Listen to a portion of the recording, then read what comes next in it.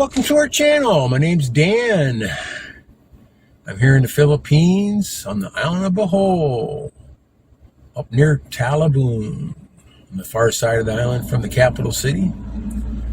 And I'm sitting in my car right now.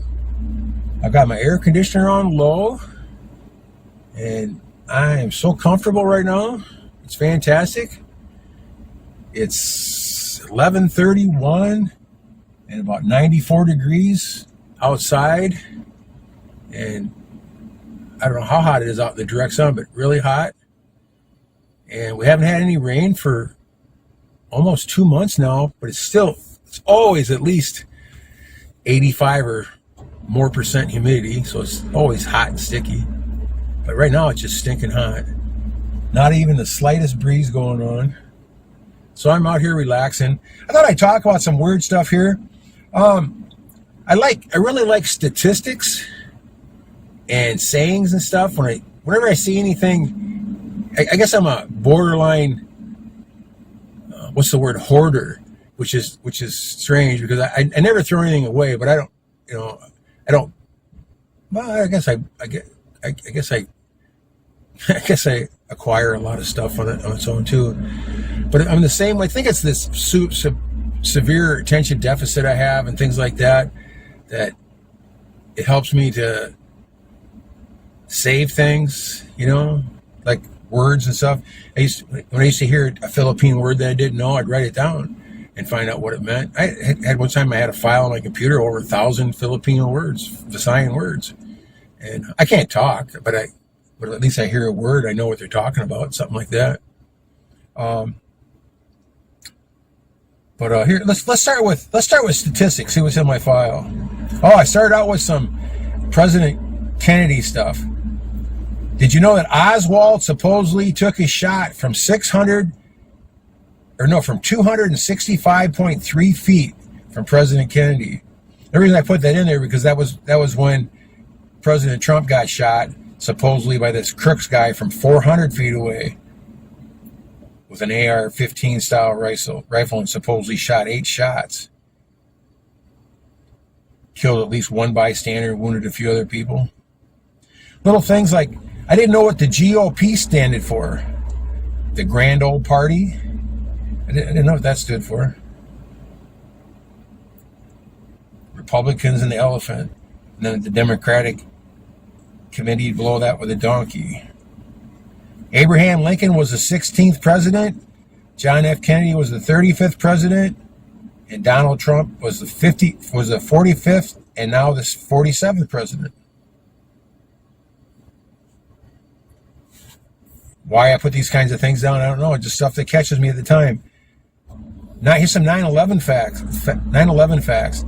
The day before September 10th, Donald Rumsfeld announced that $2.3 trillion were missing.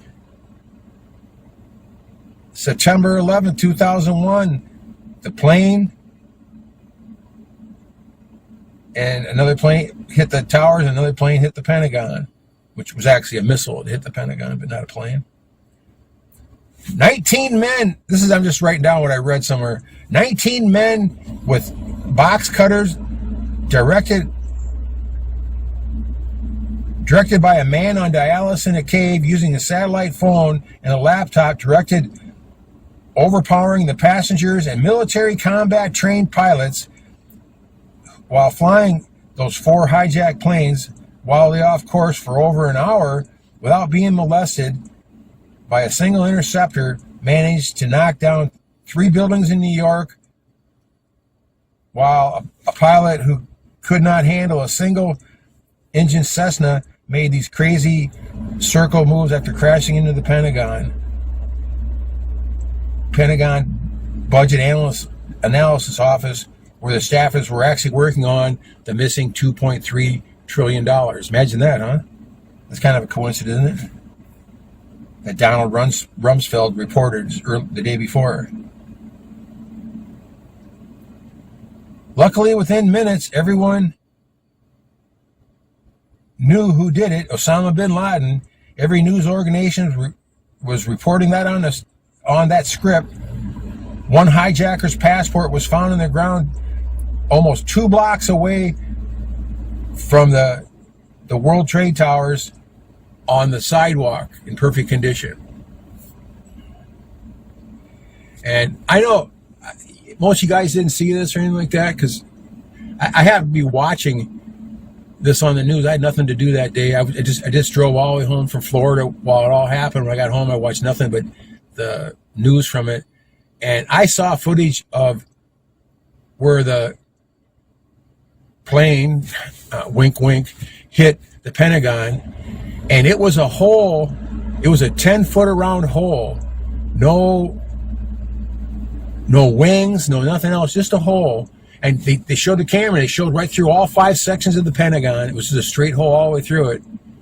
And then about 10 minutes later, about 15 guys carried a thing across in front of the cameras in front of the Pentagon, a long round thing, about 4 foot around, 3 or 4 foot around, and about 20 foot long. And they carried it and put it on the back of a truck and drove away with it. That was the missile. And then the fire and everything went on. And then by the time the regular news all got there, then the whole top side of the wall caved in, and they scattered a couple suitcases and a plane debris in the grass of the Pentagon, which is, again, just so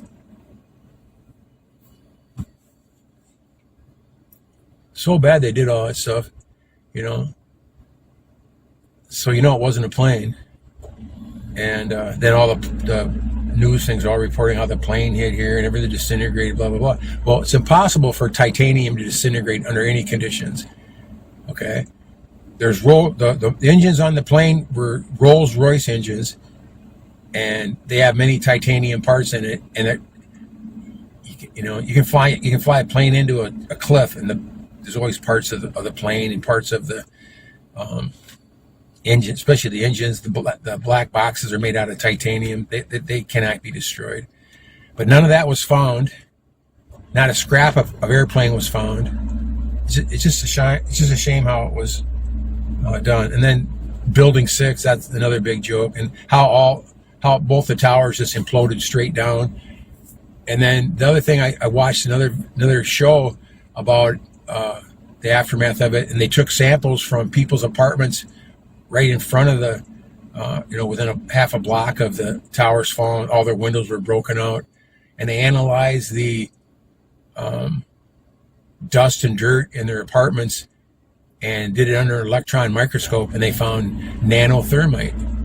And the only nanothermite there is in the world is in the United States military arsenal. And that's what was used to drop the buildings. Because I remember seeing another thing I saw too was before all the footage got cut back to just the scripted stuff. I also saw that day, I saw the